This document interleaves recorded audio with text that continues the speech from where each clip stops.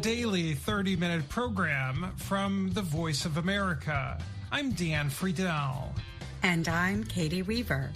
This program is aimed at English learners. So we speak slowly, and we use words and phrases especially written for people learning English.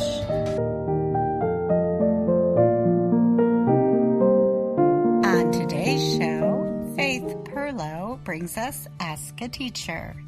We also hear from Anna Mateo. And we close the show with an American story. But first... Chinese lawmakers recently entered a fierce online debate on whether fireworks should be used to celebrate the Lunar New Year this February. They said a total ban on fireworks in the country credited with inventing the noisemakers would be hard to enforce.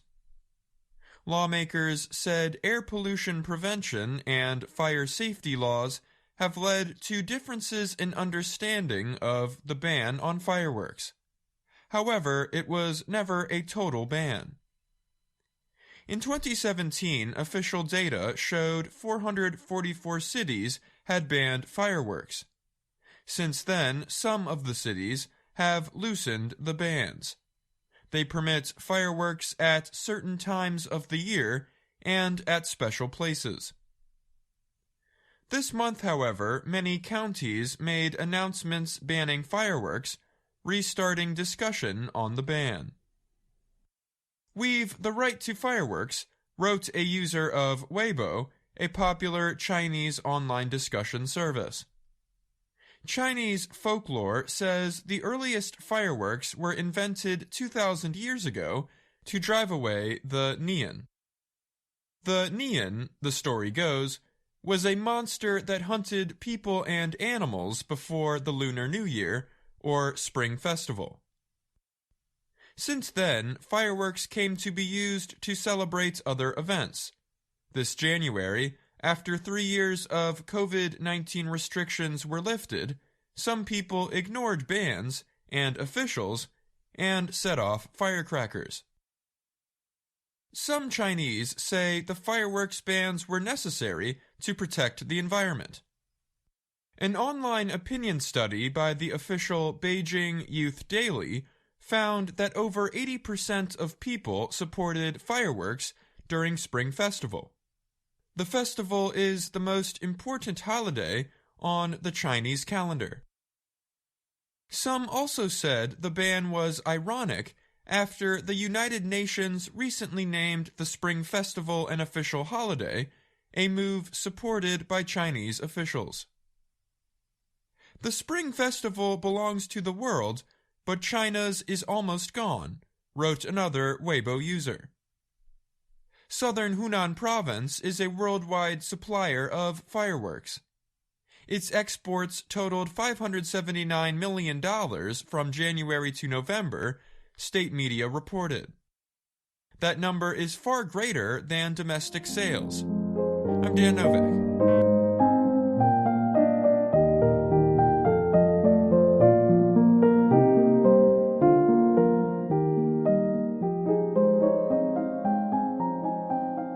Lawmakers in Uganda are considering barring people from making a popular alcoholic drink at home. The bill being considered would affect people like the Dianabo family. At least once a week, Quirino Dianabo's family gathers around a hole in the ground where bananas have been left to ripen. The family then peels the bananas and puts them into a wooden container shaped like a boat. The father steps in with his bare feet. The sweet banana juice he presses out is then filtered. To this he adds sorghum. The juice is then left to ferment for up to a day. This process changes the juice into an alcoholic drink. The result is the home-brewed drink Ugandans call Tonto, or tontomera. This word describes a drinker's poor movements. Tonto is famous in Uganda. Everyone drinks it, from officials to laborers. Singers sing about it. Politicians seeking office drink it with voters. And traditional ceremonies end at sunset with Tonto parties. However, there are threats to the way Tonto is currently produced. More people are now drinking low-cost bottled beer. Health officials want rules to limit the risks from contaminated home brews. And officials want to get tax income from the production and sale of the drink. The bill in the National Assembly seeks to set rules for the production and sale of alcohol. It would make the activities of home brewers of Tonto a crime. It would also make the production of other traditional home brews in the East African country a crime. But farmers have a more urgent concern. Not enough new banana juice cultivars are being planted to produce the drink. Instead, more farmers are planting a different sort of banana. This kind is boiled and eaten as a popular dish called matuk. Garino Dianabo farms in the western district of Mbarara.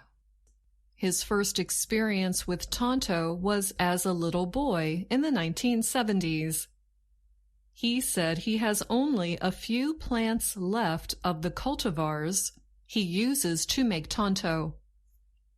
He gets his bananas from farmers near him until he can fill the small pit on his farm. The natural underground heat ripens the bananas within days as he prepares for the weekly pressing. The event is important in the family's daily life because they sell Tonto. Dinabo said his weekly brew has regular buyers.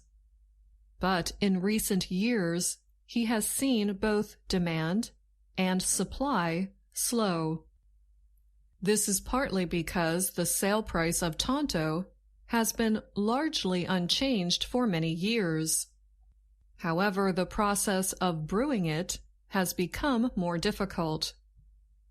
Tonto brewers must travel farther for their bananas. Also, the price of sorghum has gone up. You take a lot of time doing this work. It's not as easy as someone who cuts matuk, puts it on a bicycle, and sells it for cash immediately, Dianabo said of the green bananas that are eaten raw by most Ugandans. The bananas used for alcohol come from very far, he added. To help this situation, he has been trying to plant more of the banana juice cultivars. They grow faster. And his son, Matthias Kamukama, helps. The family makes 5 or 6 20-liter jerry cans for each brewing. A jerry can's worth sells for about $8. A half-liter of Tonto sells for about 27 cents, compared to 67 cents for the cheapest bottled beer. Benson Muhareja is an electrician who regularly visits a small drinking place in a poor neighborhood of Mbarara. It is like a favorite drink when you have your lunch. It is like a juice. When you don't want to take beer, you come and have your Tonto, Muhareja said. He said it does not make him feel bad or cause his head to hurt. Christine Kumahanji sells Tonto. She said she receives 2 jerry cans of the brew every day. She knows her business is at risk because of the bill. but she smiled, saying buyers come from all over the city. Tonto will never get finished, she said, meaning Tonto will survive all of these challenges. I'm Anna Mateo.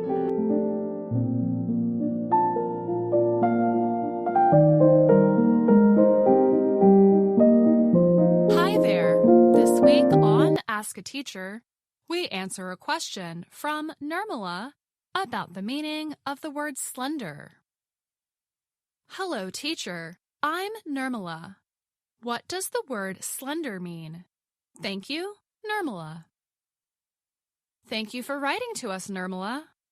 As the year starts, many people make new goals. A large number of them center on losing weight. This is a great time for this question. We will talk about the word slender and offer some synonyms to help you compare and understand this word better. The word slender is an adjective. The first meaning has to do with body shape. Something slender is small or round, especially in comparison to its length. A slender person has no extra fat and little roundness, usually in an appealing way. In other words, slender has a positive connotation when used to describe a person. The word skinny, on the other hand, suggests an underweight condition that is not appealing.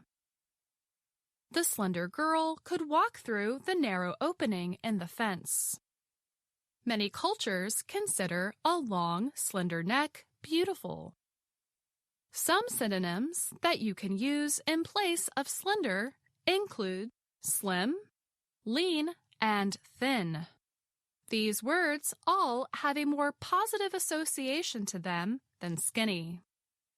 But what separates them from slender is the idea that slender also includes the association of graceful. Slender can also be used to describe non-physical things. The mayoral candidate won by a slender number of votes. In that sentence, slender means small. Spending money is slender just before payday. In that one, it means limited. The slender glass tube was all that protected the rare sample. In that last sentence, slender means small, but also suggests a delicate or easily breakable quality. Please let us know if these explanations and examples have helped you, Nirmala. Do you have a question about American English? Send us an email at learningenglish@voanews.com. And that's Ask a Teacher. I'm Faith Perlow.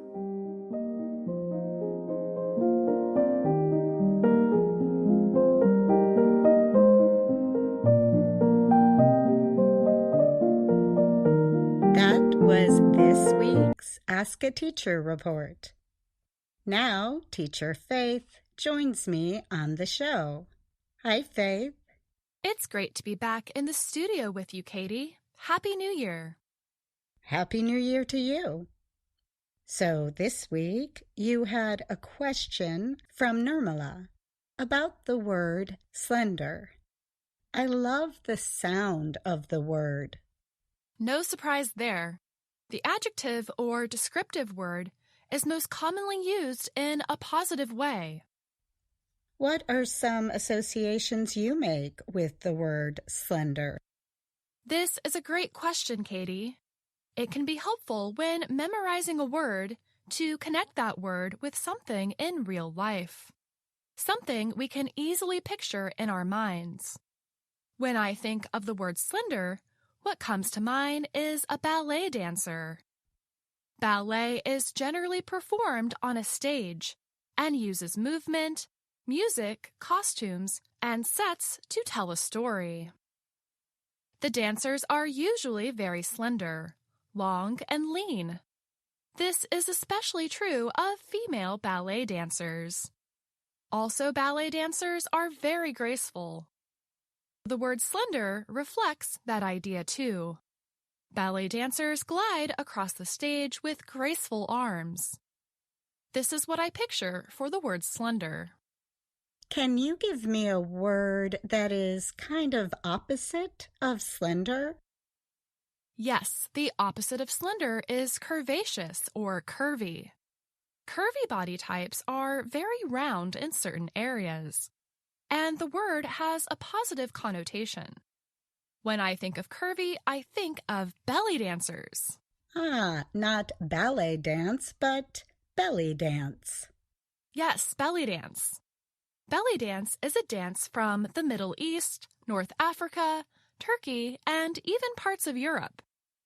Belly dancers dance in a way that emphasizes their curves. There are lots of isolated hip movements, belly movements. So that comparison can help you remember what curvy means.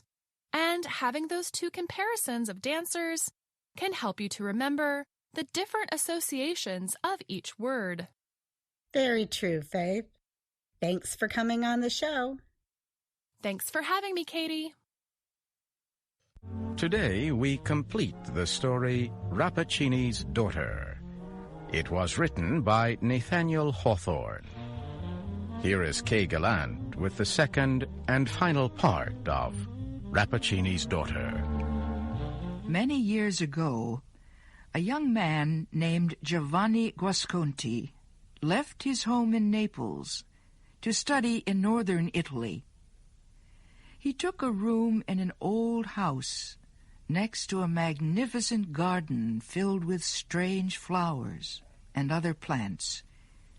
The garden belonged to a doctor, Giacomo Rapini.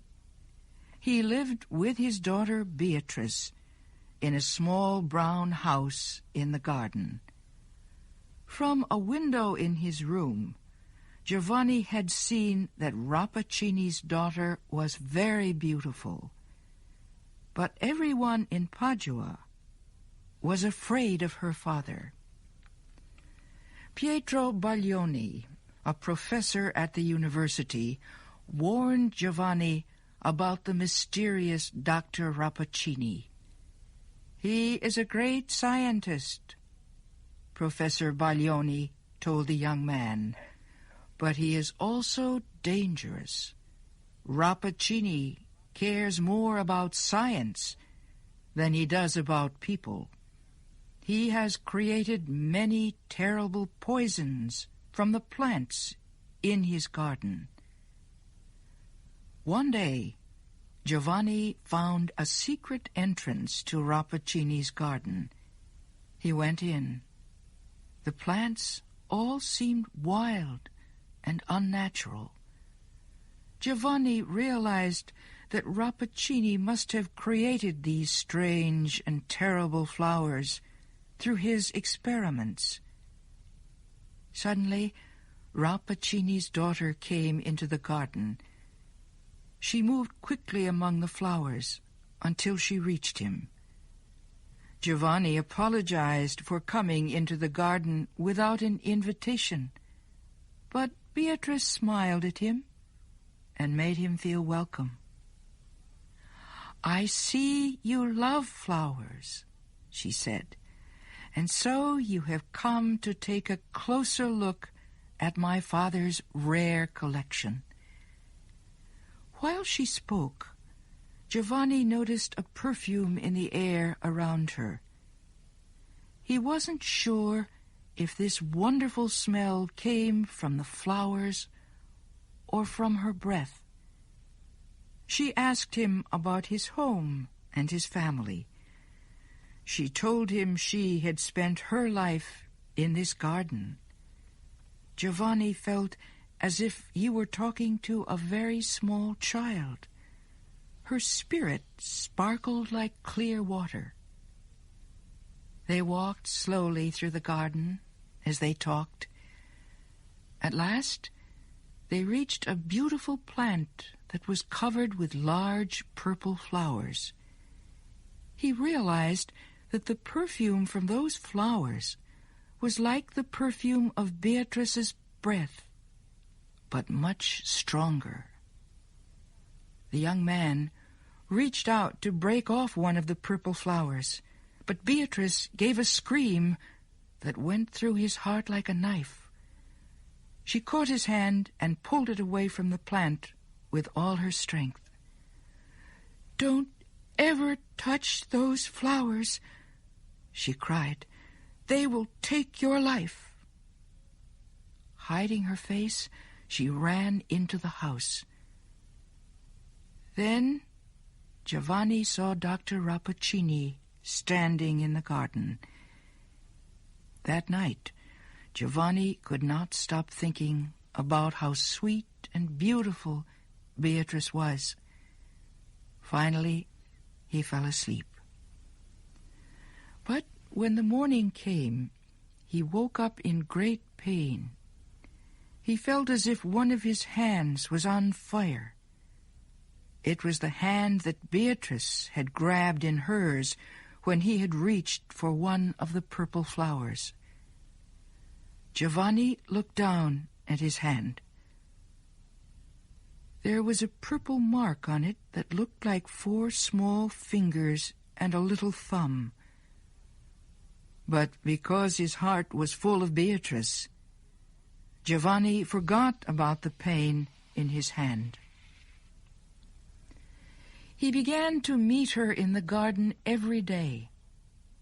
At last, she told him that she loved him, but she would never let him kiss her or even hold her hand. One morning, several weeks later, Professor Baglioni visited Giovanni. "I was worried about you," the older man said. "You have not come to your classes at the university for more than a month. Is something wrong?" Giovanni was not pleased to see his old friend. "No, nothing is wrong. I am fine, thank you." He wanted Professor Baglioni to leave, but the old man took off his hat and sat down. "My dear Giovanni," he said, "you must stay away from Rappaccini and his daughter. Her father has given her poison from the time she was a baby. The poison is in her blood and on her breath. If Rappaccini did this to his own daughter, what is he planning to do to you?" Giovanni covered his face with his hands. "Oh, my God," he cried. "Don't worry," the old man continued. "It is not too late to save you, and we may succeed in helping Beatrice too. Do you see this little silver bottle? It holds a medicine that will destroy even the most powerful poison. Give it to your Beatrice to drink." Professor Baglioni put the little bottle on the table and left Giovanni's room. The young man wanted to believe that Beatrice was a sweet and innocent girl, and yet Professor Baglioni's words had put doubts in his heart. It was nearly time for his daily meeting with Beatrice. As Giovanni combed his hair, he looked at himself in a mirror near his bed. He could not help noticing how handsome he was.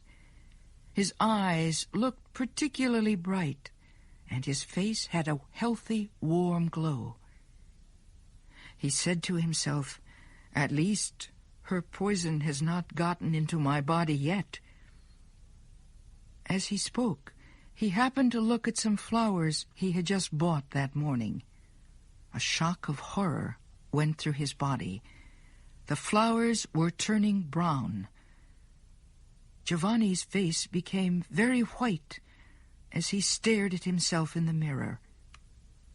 Then he noticed a spider crawling near his window. He bent over the insect and blew a breath of air at it. The spider trembled and fell dead. "I am cursed," Giovanni whispered to himself. "My own breath is poison." At that moment, a rich, sweet voice came floating up from the garden. "Giovanni, you are late.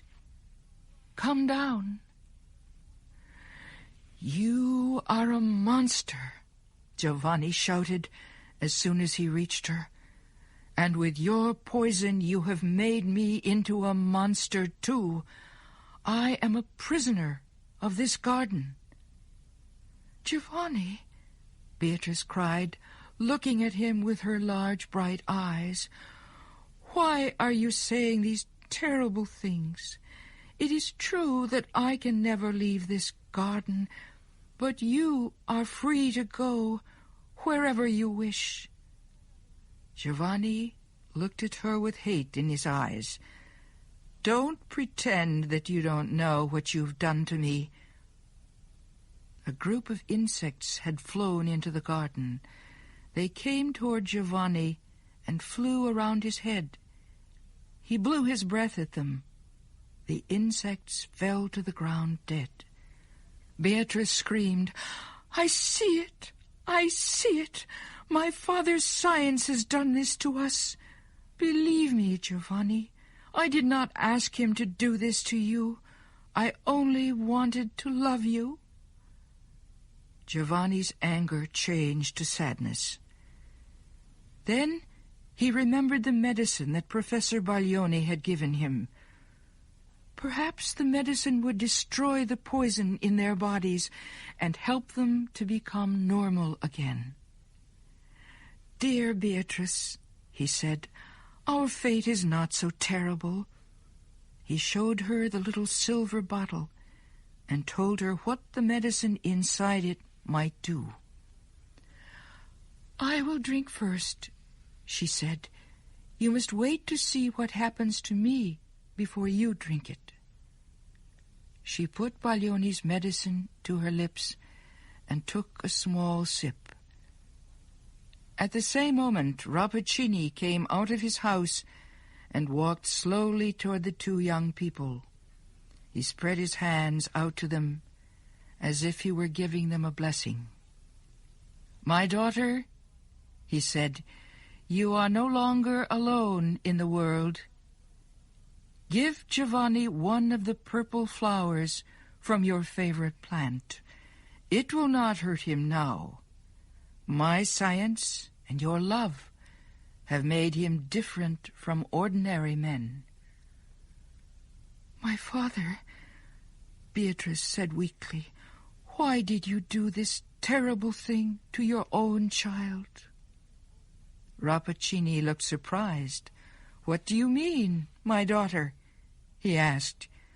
"You have power no other woman has.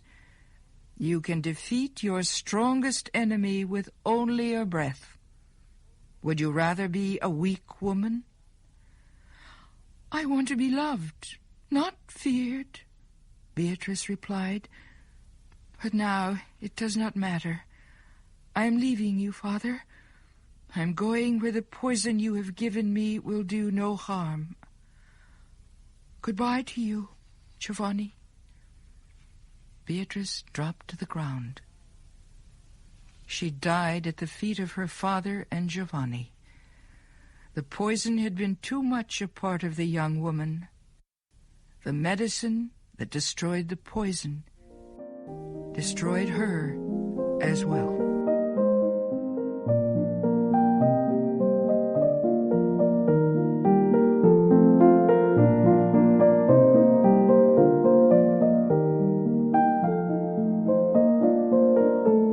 That's all the time we have for today's show, but join us again tomorrow for another VOA Learning English program. Thanks for listening. I'm Katie Weaver. And I'm Dan Friedel.